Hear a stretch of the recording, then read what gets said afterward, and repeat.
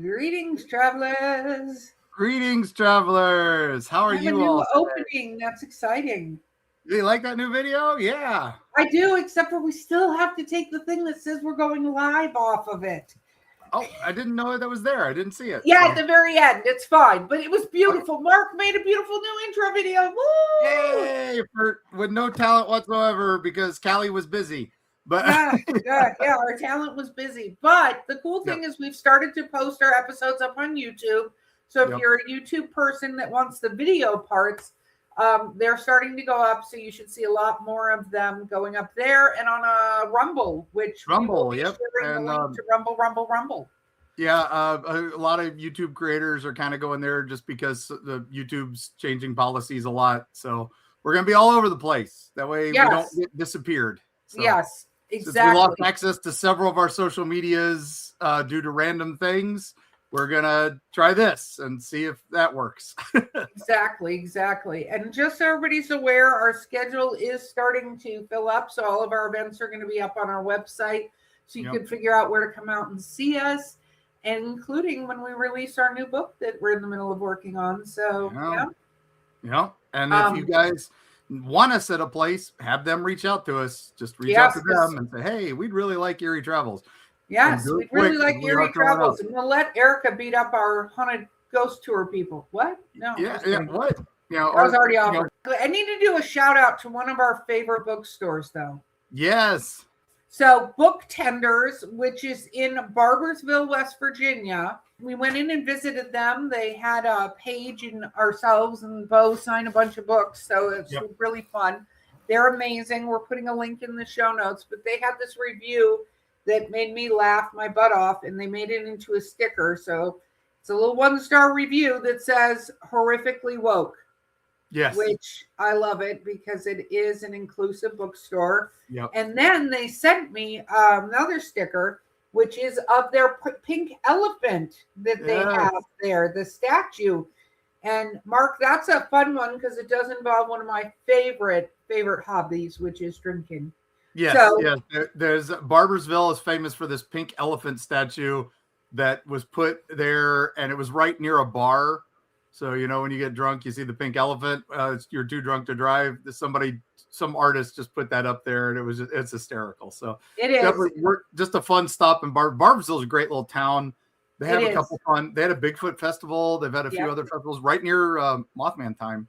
So definitely just a great town to visit. We love Barboursville and Book Tenders. Wow, we love you guys. We love you, Book Tenders. So shout out there, and if you're in Barboursville or anywhere near, pop in because it has very much like an older town, downtown, small town vibes, but has some amazing shops, amazing restaurants, and weird pink elephant statues. So go get your picture there and then tag us. We'd love to know that you went and visited. It is a location in the next book as a Eerie visit. So all right. But that's all for later. I've got a journey for you today, Erica. I heard it, and we all know I'm just, if you hear a little bit of sickness, I apologize. I was delivered a nice holiday present from my granddaughter and my nephew, who both had colds because they're younger children. And I say that most younger children are petri dishes till they're around 5, 6, 7 years old. So they double whammied me because, believe it or not, little children don't go, you know what? I'm not feeling well. The best thing would be for me not to come sit on your lap and try to get hugs and comforted by you, because that's how little children think. So I'm still recovering a little bit.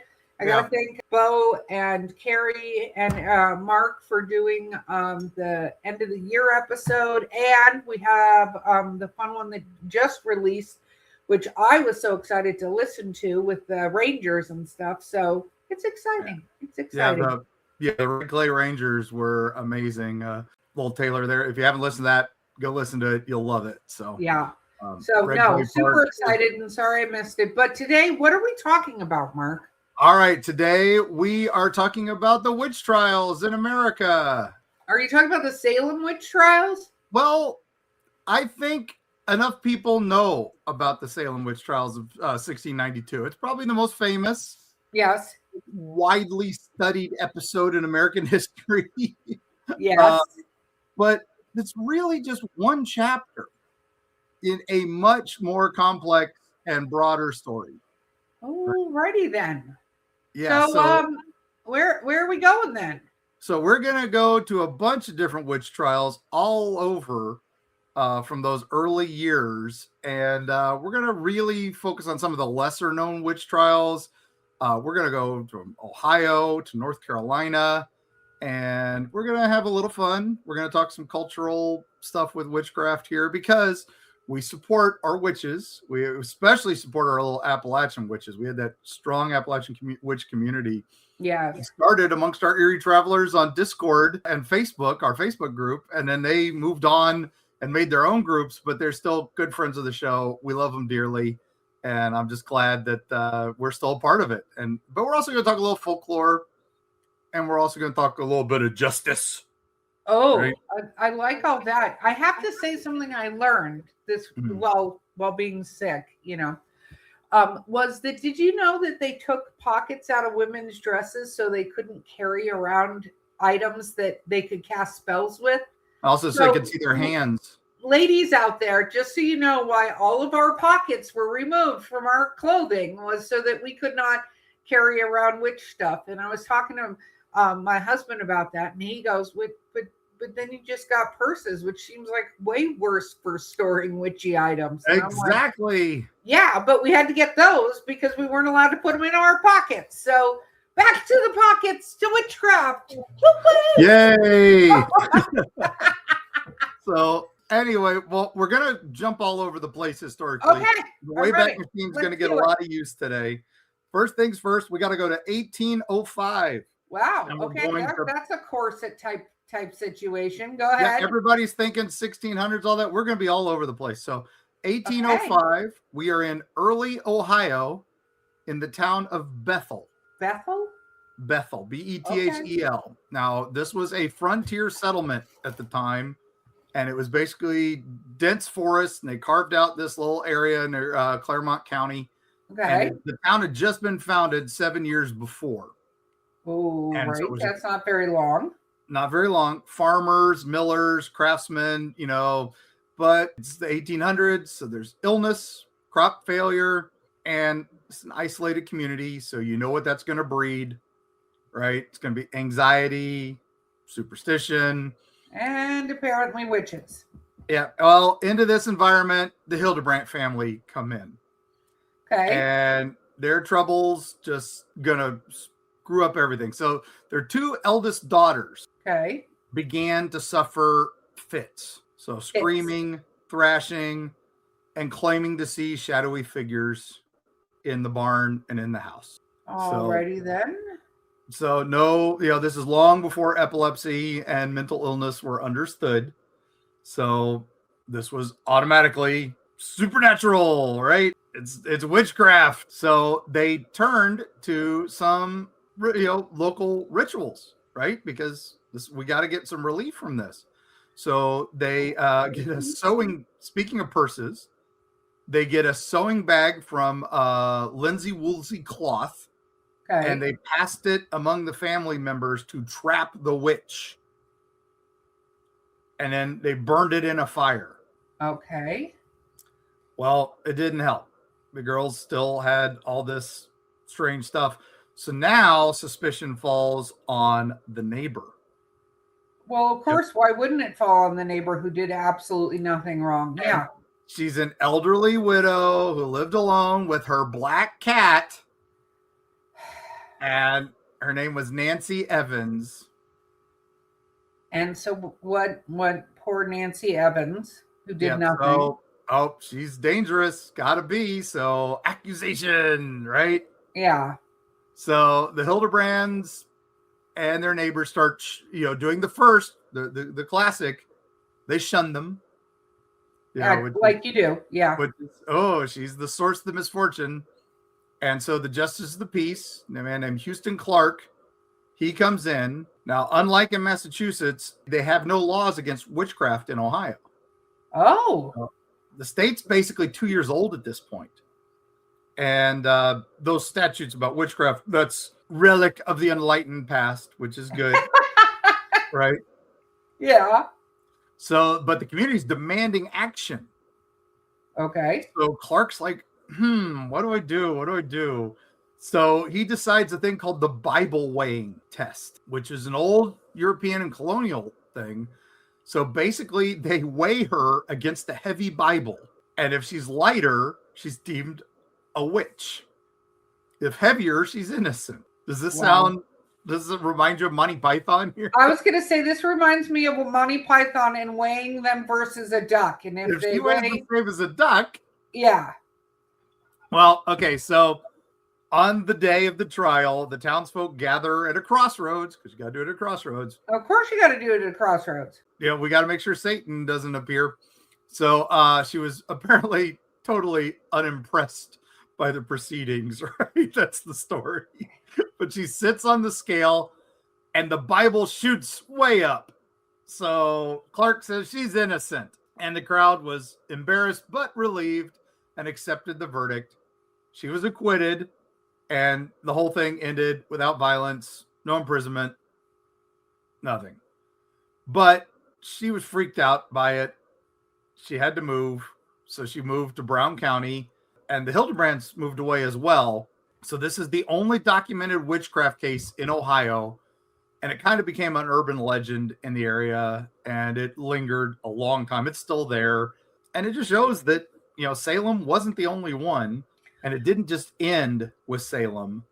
But what's cool about this one is it's, you know, kind of its restraint in it. The judge didn't want to kill this old lady. He didn't want to be remembered as the judge of this. And he also didn't want Ohio to fall into this. It was a brand new state.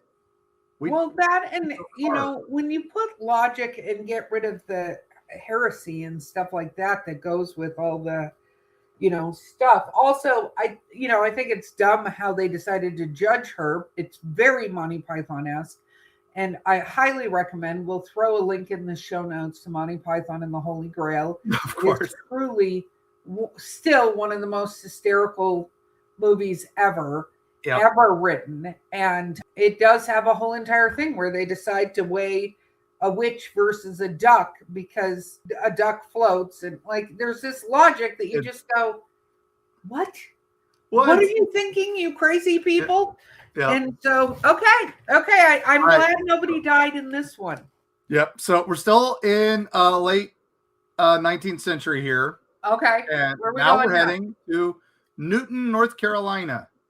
Ooh. Okay. Now this one's a little different, but they're all a little different. So now, you know, we're talking the American South, you know, basically like a patchwork cloth, right? It's every little folk communities everywhere, different beliefs kind of sewn together. Now this is right at the corner of Lincoln and Burke County, North Carolina. And we got kind of a folk healing case. This is late 1890s, of course. And this is crazy. So first guy we got to talk to is Martin Smith. Okay, who's Martin Smith? Martin Smith was a local farmer, and he believed his sister was bewitched. Oh, okay. And so he goes to Chris Detter. Now, Chris Detter offers to cure her because he was basically a witch finder, but he went by the term of witch doctor, which I think he didn't realize what that would come to mean later. Ooh, ee, ooh, ah, ah, ting, tang, walla, walla, bing, bang. Different type of witch doctor. Okay. All right, so he claims that Smith's house is full of witches. And again, kind of comes up with a nice folklore remedy here, a radical remedy. And it's basically an Erica. What would you do if your house was full of witches? Burn it down. That was his exact thought. Was let's burn this down and drive out all the witches. Yeah, so, I wouldn't do that with witches though. So let me just re-clarify that for all my witchy friends. Witches can stay. Now ghosts, demons on the other hand, if they're not behaving, they need to leave.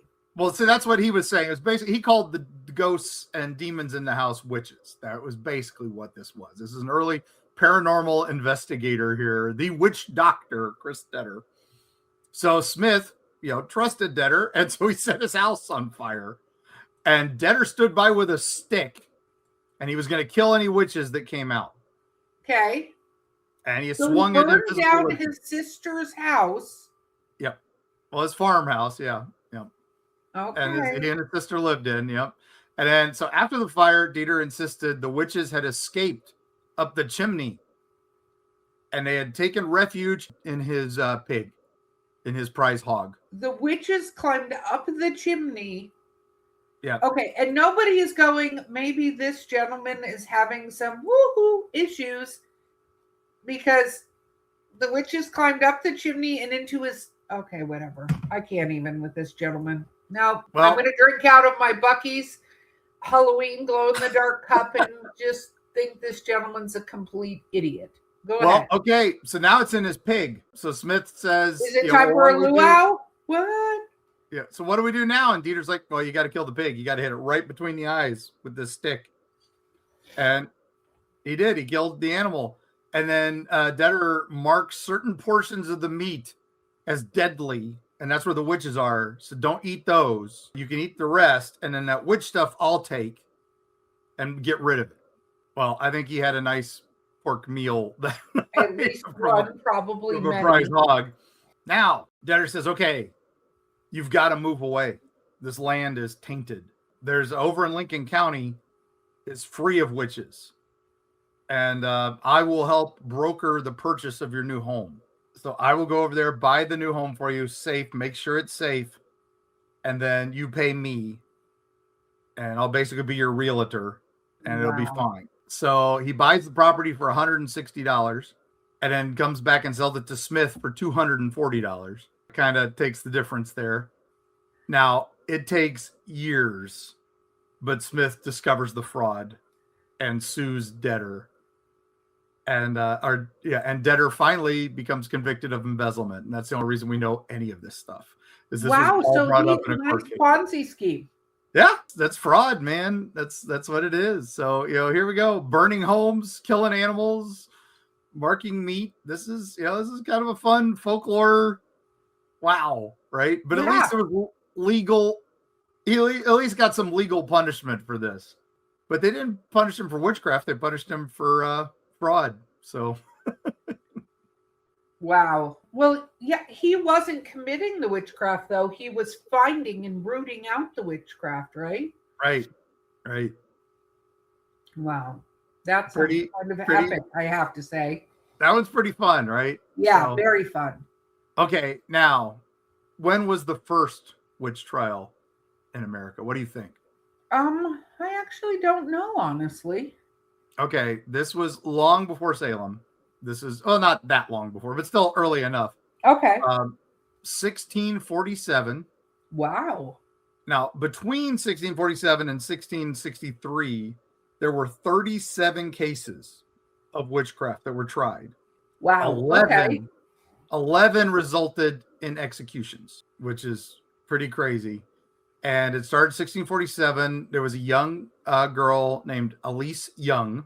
She was hung for her witchcraft. We don't have much other than that. It's pretty sad, right? Yeah. And then Mary Johnson's the next one we know of. She was a servant in Wethersfield, and she was executed in 1648 after confessing to, quote, familiarity with the devil. What is that? Does that have a sexual tone? I think that's kind of what they were implying with that. So, because how you doing, Mr.? Have you seen the show Lucifer? If that's what the devil looked like, just saying. Yeah, if that's what the devil looked like, you'd be familiar with him. Right? I'd be very familiar with him. Very familiar. If I was single. I always liked John Glover did the devil in Brimstone, one of those Fox series that died on Friday Night Onslaught. And it was just one of those great ones where he's got the detective back from hell, and while they're walking and talking one time, he walks by this homeless guy and he just bends down. The devil bends down and ties his shoelaces together and just keeps on walking. Well, it was great. John Glover apparently improvised that. But then what was even better was the detective in Brimstone walks back and unties his shoes before they cut the scene. It was just one of those great, just fun moments. Great show. I'll put a link to that in the show notes because I got to. That's so great. Okay. Do you see? Okay, but sadly, back to the other stuff. I was going to say we did a fun departure just to not talk about the insanity that humans can do. So what year? We're in the 1600s. Still in the 1600s. Joan and John Carrington. Okay. They were in Windsor, and they were a married couple, and they were hanged in 1651. We don't know 100%, just hanged for witchcraft. That's all it says. We don't have trial records. We don't have anything on that. Wow. One. Goodwife Bassett and Goodwife Knapp. They were in Stratford and the town of Fairfield. Both of them were hung also 1652. What is a good wife? What does that mean? I think that just means that they were. I'm gonna, why don't you Google that? I'm gonna Google that. I don't remember. I think that means they were just like midwives in the town, which was common. They were trying to get women out of the baby birthing business, so that seemed to be the female head of the household is a good wife. Okay, well then there you go. That means the man is dead. So it says formerly used to as a polite way before Mrs. and Miss are used today. It was okay, so maybe that's what it is. I just saw their names as Goodwife Bassett, Goodwife Knapp. Yeah, so they obviously were the heads of the household, but witches, so they needed to die. So yeah. So the first real witch panic was in 1662, and that was in Hartford. And Hartford basically saw the neighbors were accusing each other of illness, death through supernatural means. And that one wound up with the deaths of 4, because Rebecca and Nathaniel Greensmith, so a couple, Mary Sanford and Mary Barnes, and they were all executed in 1662. Oh, wow. And now they used spectral evidence against them. Spectral evidence in quotes. Again, they did ordeals like the water test, the dunking tests, stuff like that. By the late 1660s, skepticism is growing, and Governor John Winthrop Jr. overturned the convictions and reformed evidentiary standards. And so the last execution occurred in 1663. But it did take till 1715 for witchcraft to no longer be considered a capital crime in the colony. So, oh my gosh. Yeah. Connecticut, I don't know what was wrong with you people. That's just Connecticut. And that's 1647 to 1663. Crazy. That is fascinating. All right, well, we're going to move on to other states, but I think first we got to take a quick break. Let's do it.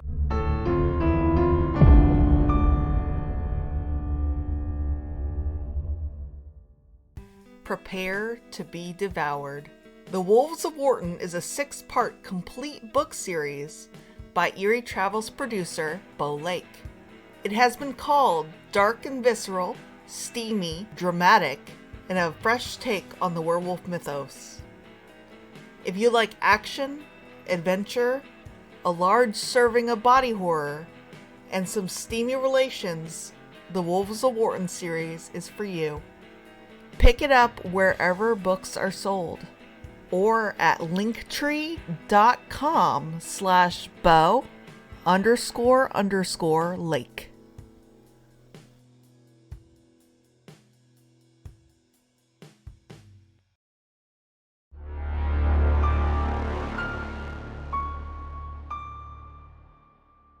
Bucky's needs to sponsor us because we drink out of their cups all the time. Yeah, you got a Bucky's cup. I got an Ollie's cup because that's an Ollie's cup. Oh, well, did you? Okay, we got to just talk separately. But Ollie's opened another location actually fairly close to us. What? I saw it. Yes. Oh goodness. And I'll think of where it is, but it's not far. Like it's less than a couple-hour drive from us now. Okay. We can Google that. We're good. Talking about witches, though. So we're witches, yeah. Ollie's and Bucky's. I don't know if they use witchcraft, but I got to stop at every one that I pass. So I don't know. You've got me into that habit too, and it's a problem because I road trip with like my husband and my daughter, and they're like, "What is this?" And I'm like, "We're going in." I took my daughter to Ollie's last time we were road tripping through West Virginia to Pennsylvania to visit Enchanted Flower Bake Shop. So nice. Well, if you can find, there you'll find toys that nobody wants, books that nobody wants. And, well, it's not even just nobody wants, because it makes it sound like they're not good. I think it's that people guesstimate what to order, and they do that badly with what the populace is looking at. But I always find like books for my granddaughter and all kinds of stuff.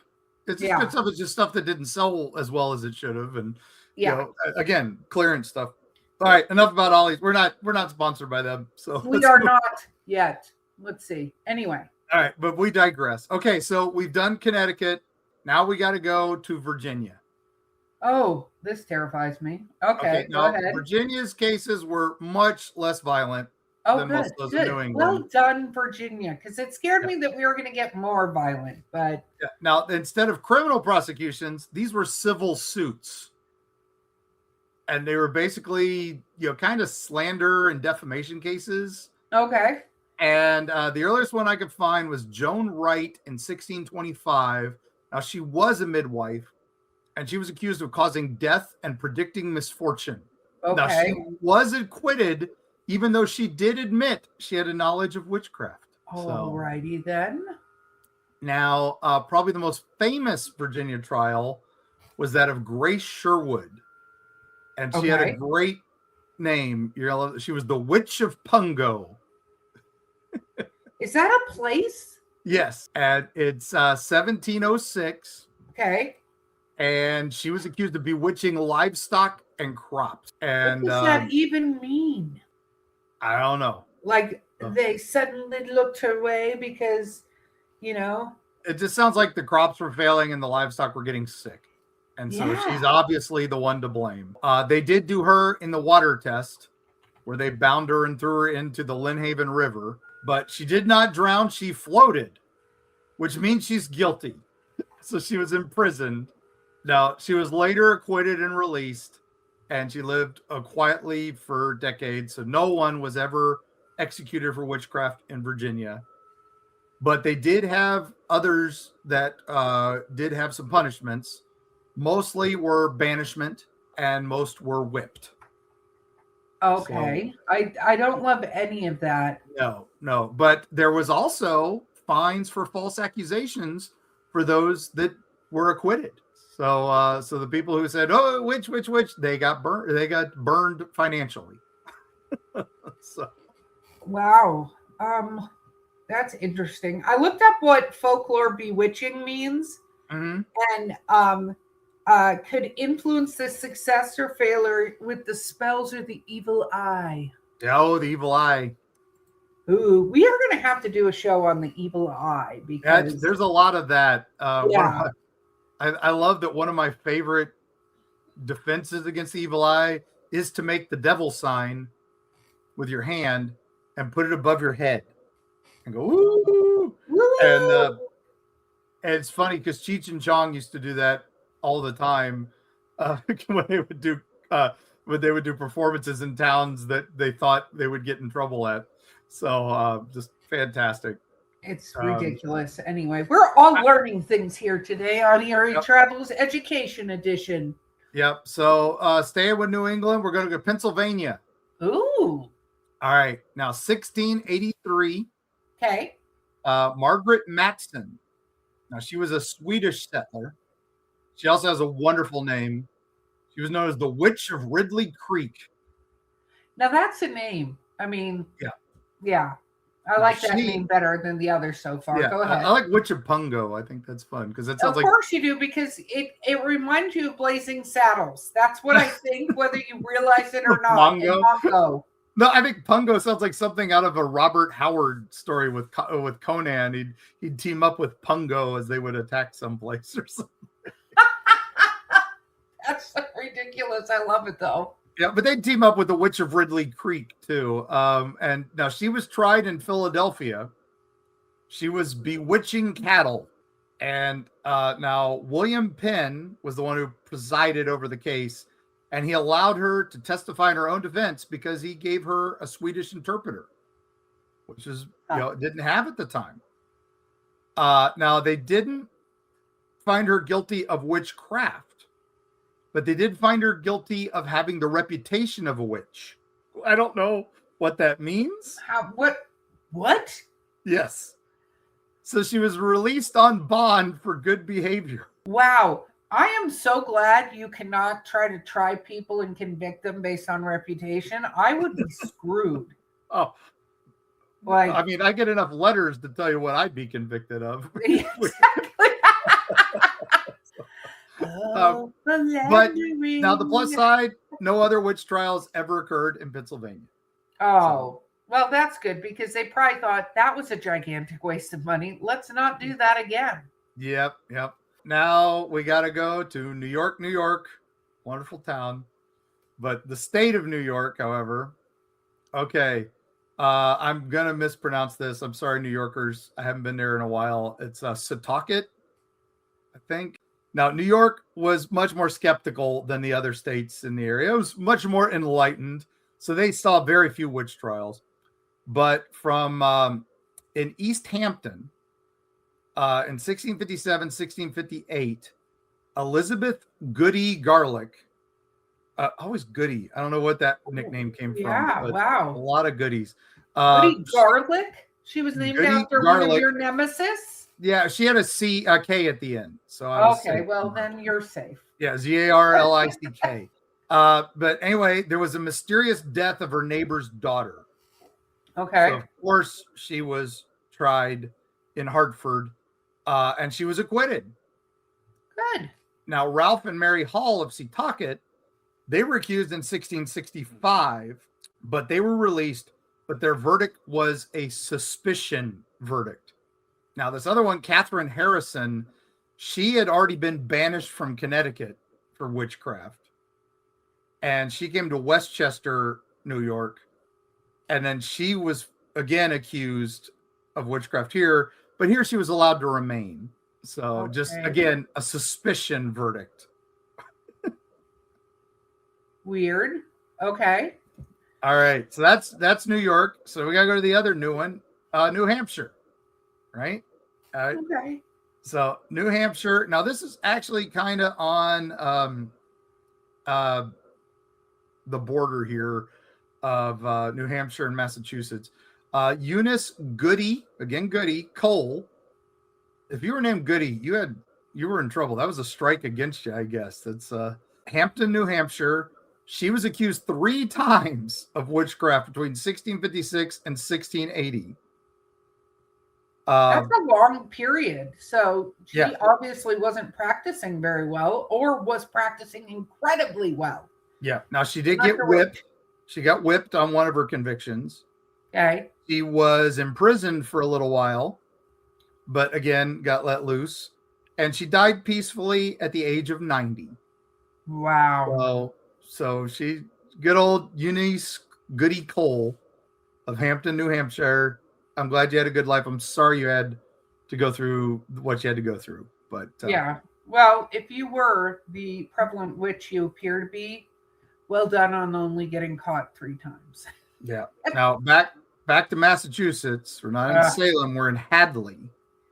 Ooh. And Hadley, Massachusetts. Mary Webster. Now she was tried, but she was acquitted by a Boston jury. But her neighbors decided, oh no, she can't get away with this. So they hung her and then buried her in the snow. But her legend lives on, and it's known as Half-Hanged Mary. So she's an urban legend in the area that if you go to her tree, that her ghost will come. But the plus side is she's kind of a positive ghost. You go there, she's scary, but if you entreat her and praise her, she'll grant you a wish or cast a spell on your behalf. I enjoy this. So travelers, I'm not going anywhere near this tree, but we'll put a link in the show notes for where this tree is. Yep. I'd like to see the pictures. Tag Eerie Travels. Go for it. All right. So we're going to come a little closer to home. Okay. Right? And we're going to go to Tennessee. Okay, there's a lot of weather changes, and I've had to take a lot of allergy pills so far on this journey. So, Yep. And we're going to 1833, so we're getting back into the 1800s now. Okay. So this is not; those are all 1600s, right? So this stuff went on for a long time. It sounds like it. And this is requiring a lot of costume changes. Okay, back to 1800s. 1833, Tennessee. This is about the time of the Boojum. Oh, yes. Now, this one, again, accusations, and this one does lead to prosecution. So, case involves Isaac Taylor and his son Pleasant Taylor. I think more people need to be named Pleasant. I think so too. I love that name. Yeah. Now, again, these guys were local witch doctors, but this is more appropriate witch doctors. These guys were folk healers and doing stuff like that, but they were doing magic to help people. But they were sued over their role in a community dispute, basically because they caused someone to become possessed and hexed. They didn't have somebody possessed, they caused somebody to be possessed. Yes. So basically the trial pretty widely reported. I have a bunch of newspaper articles on it, and it just shows that, man, they were that stuff was still going on in the 1800s and still pretty popular. They were convicted. Okay. It was a fine. So just a little bit of a fine if you get somebody possessed. Yes. So I like that. That was the last conviction of witchcraft in Tennessee. Okay. Probably a good idea. I mean, yeah, good stuff. So, okay, now we're going to get into just, the variations of stuff, right?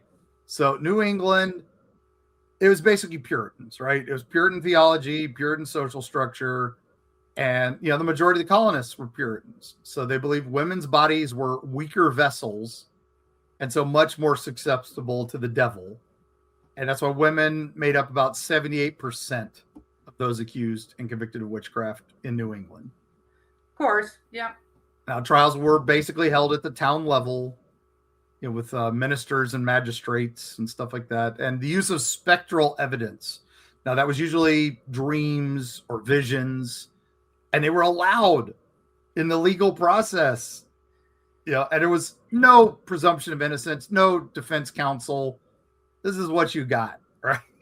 That's nuts. That's so crazy. Yeah. Now the Salem trial was basically, family feud, right? The Putnam and Porter families. And also, you had Indian attacks and there was political upheaval. So we're not going to get into that, but it was, social tensions, economics, that all fuels the fire. Yeah. Right? That was very much up there. Now, kind of the mid-Atlantic area, Pennsylvania, New York, they're much more skeptical about witchcraft, and the trials were really, really rare. Yeah. Right? And look at that, the Matson case. I love that he brought in an interpreter, kind of a precedent for fair treatment. Right. Well, and I think it's interesting when, we have in our justice system, it's supposed to be innocent until proven guilty. But I feel like a lot of the witch trials were guilty until proven less guilty or willing to admit your guilt. Like it was not, we legitimately want to find out because something occurred. It the term witch hunt, people going on a witch hunt. Like that's exactly where we get that from. It's not a positive term to say you're on a witch hunt. Now, I did like that the Mid-Atlantic ones did not allow spectral evidence. That kind of was nice. Now, in the South down here, the Southern colonies, witchcraft's more like local. It's the way it is. So that's why there was no real trials or anything. But they did require, like, if you're going to do it, it was pretty much just civil suit, right? It was like, okay, they're a witch. We know they're a witch, but let's get some irrefutable evidence that they actually hurt you, right? It could just be the crops failed. I love that. Yeah. But, and the punishments were really mild comparatively, no executions. And, we also had, indigenous beliefs, African-American beliefs, that kind of influenced it all. So it's really Appalachian magic is just this unique form of conjuring and folk healing and, and all that. I love it. I think it's great. And now, we've got the Native American stuff. The Cherokee, the Hopi, the Navajo, they have their own beliefs about witchcraft. They do describe witches generally as malevolent people who do harm. Well, and I think that the term is there, but when we go back in history, we look at the fact that before there was doctors and medicine, because people, I think, weirdly assume that was the case always, but it wasn't, right? You had, local medicine women and local medicine men and sages and, people who were healers because they understood to a degree local herbs and stuff like that could help with some of the stuff keep in mind, they have no science. They have no way to really research this. They just went, oh, we found this works. So it appears to be this thing. We're going to try it. But that wasn't, it wasn't like they had a way of actually knowing what was wrong with you. Right. And now the Native Americans did have some severe punishments for their witches, and including what were those punishments? They included death, but they also included, like staking them out on a sun-drenched field and just not giving them water, not giving them food, starvation basically, but also exposure.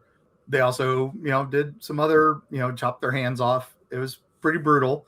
Now, the Cherokee, for example, they talk about the Raven Mocker, Spearfinger, but they also talk about a few witches who tormented the living, but they're medicine people who acted, basically as protectors and healers. They protected them against this.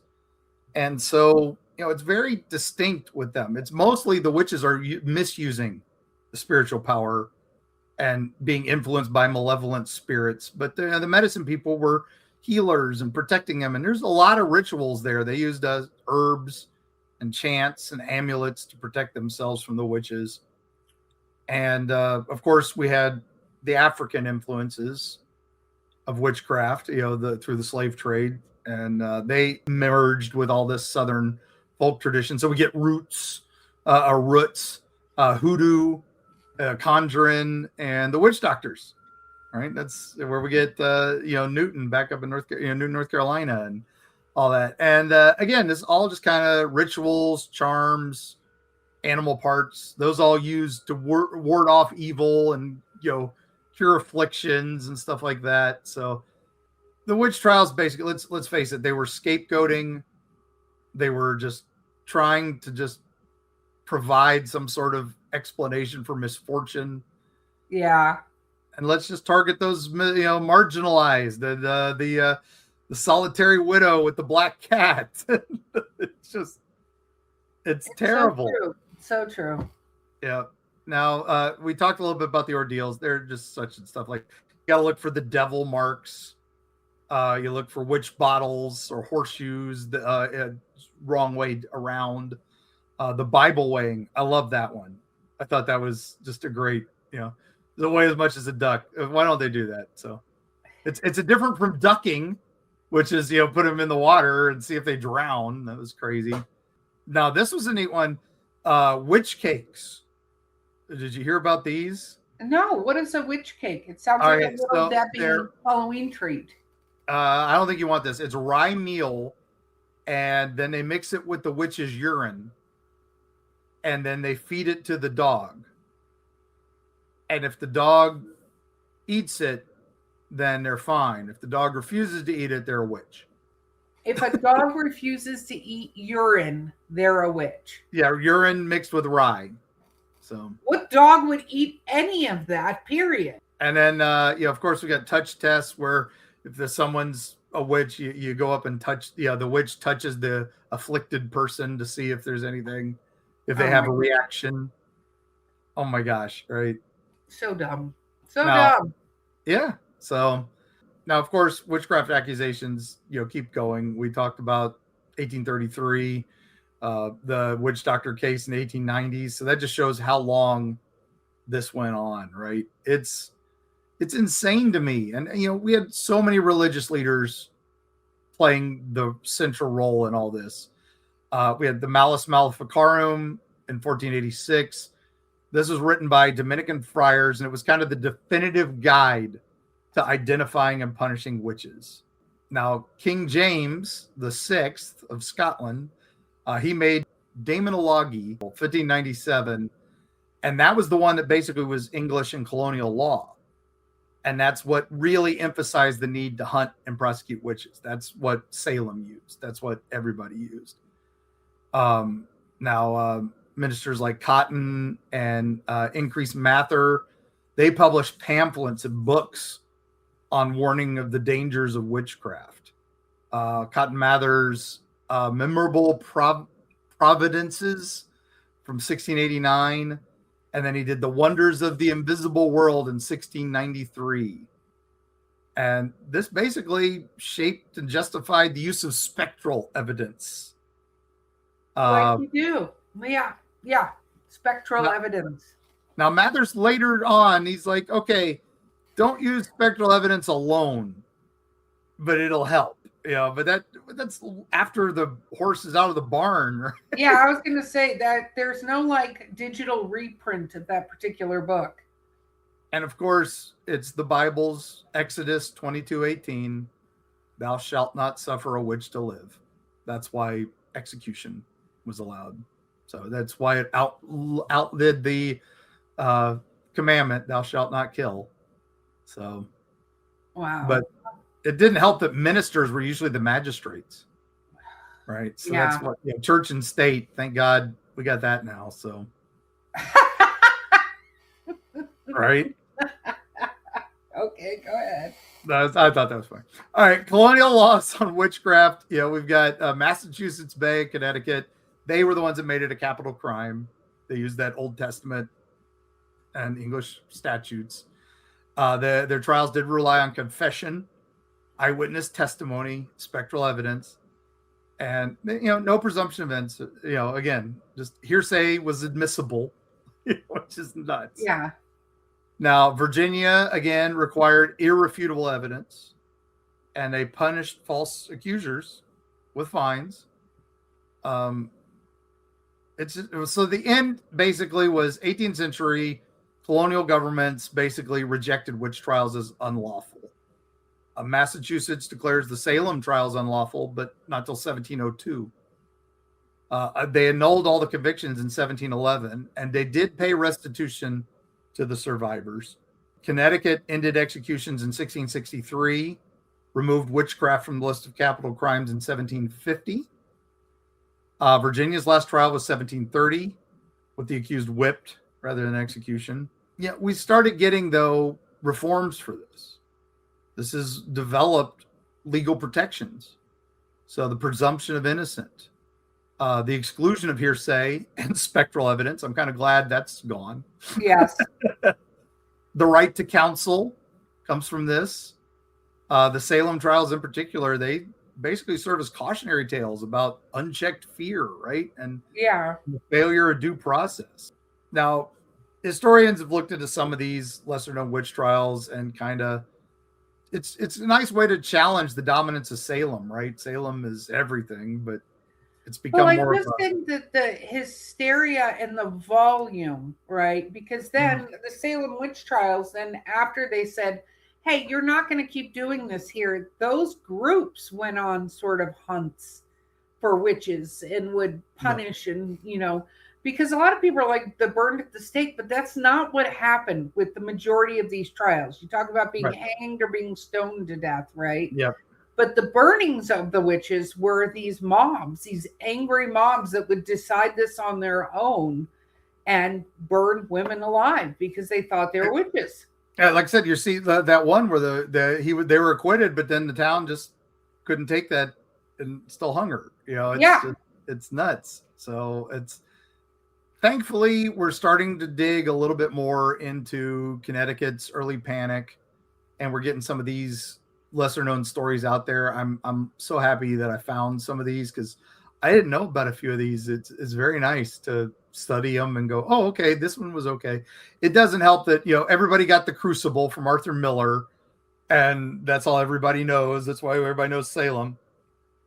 I love this other stuff, but it does show basically, gender dynamics, power dynamics, and superstition. Yeah. That's what everybody's afraid of. And I think that when, you talk about witchcraft, you talk about any of these other potential belief systems, that's what I'm going to say, is that, you know, you always say it's intention. What is your intention behind your belief system, right?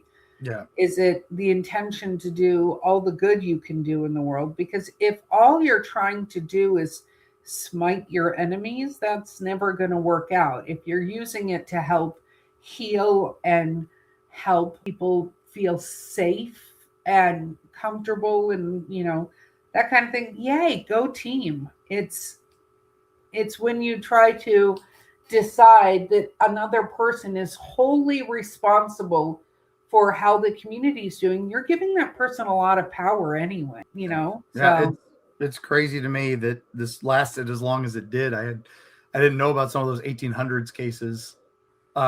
Especially, I love the term witch doctor on some of these. It's just, I love how it was used both ways. The guy who totally made the guy burn down the house, I immediately thought of you, Erica. well, in Travelers, you all know that, you know, if the place is possessed and being horrific, like, just get rid of it. Like, if you know it's not an item, burn it down. It's fine. Fire is cleansing, but this is just nuts. Like, I mean, holding a person account, I just go, wow, you're really saying that person's super powerful. So way to go for them. You know, craziness. It's pretty wild, right? And it has been a journey, my friend. Yeah, it's witchcraft. It's had a rough time, and I think a lot of innocent people had problems, and even the ones that were witches. Why? What? Who cares? As long as they're doing no harm. Yeah, and that you can actually prove and that you didn't make up. You know. Yeah. Like, crops can go back. Did you know? So I learned something else. So I'm just going to say this. And if anybody, I think you should look this up. So my daughter likes to read paranormal romance, aka smut.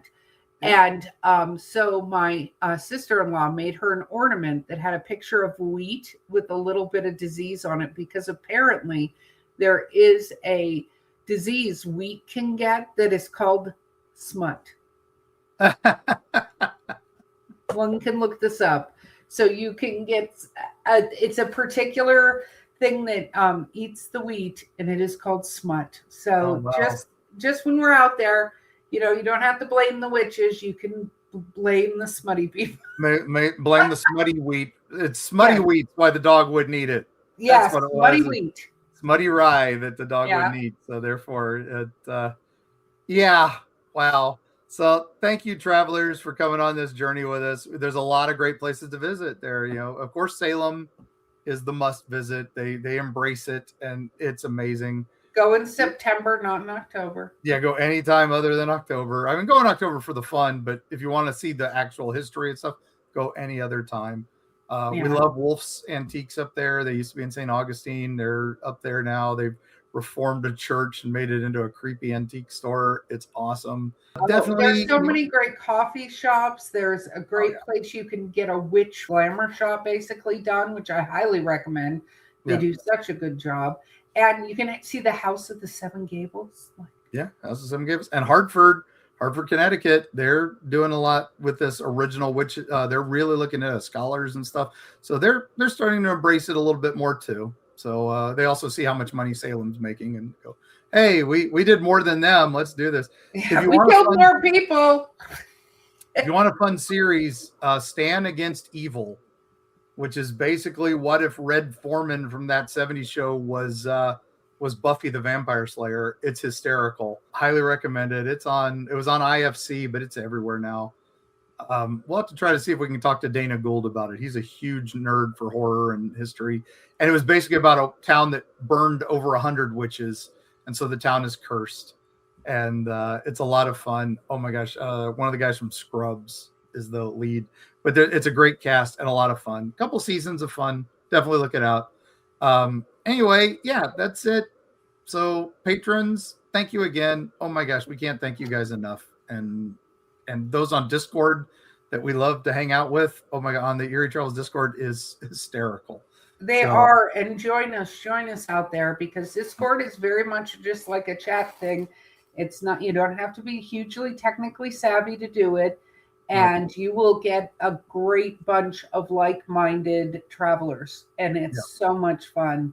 And we have many exciting things coming up this year. Oh my gosh. Yeah. So keep an eye on eerietravels.com. That's where you can find us. It links to all what we currently have for socials. also, and also the episodes and stuff and where we're going to be. Also, if you want to get some merch, great stuff. Yep. We have a ton of new stickers coming out too. We have our Alien series coming out. We'll have to share those. Shameless self-promotion time. All right. So here we go. I'm going to take us out, Erica. I want you to take us out, and it better involve me having pockets. Go. All right. Well, all right. So, basically, America, its experience with witchcraft it's superstition, but violence, and communities grappling with fear and justice. And we went from ordeals and accusations to legal protection. We've evolved as a society. But we've still got folklore out there, and the witch reminds us that, the struggle's real, struggle's ongoing. So they teach us to question, to empathize, but we want justice now for the accused. We want justice now for those in the margins, right? Those that got washed away. And now we're here telling their stories again and hoping to warn generations to come, don't fall for this. If somebody labels you as something, hey, you're labeled. Embrace it, but also don't let people push you around for that. It's stupid. Travelers, when you're going, you see that old lady with a cat, don't burn her house down. Invite her over for a meal. Have a good time. But if the dog won't eat the bread that she peed on, that's just a dog being a dog. And we'll see you on the other side.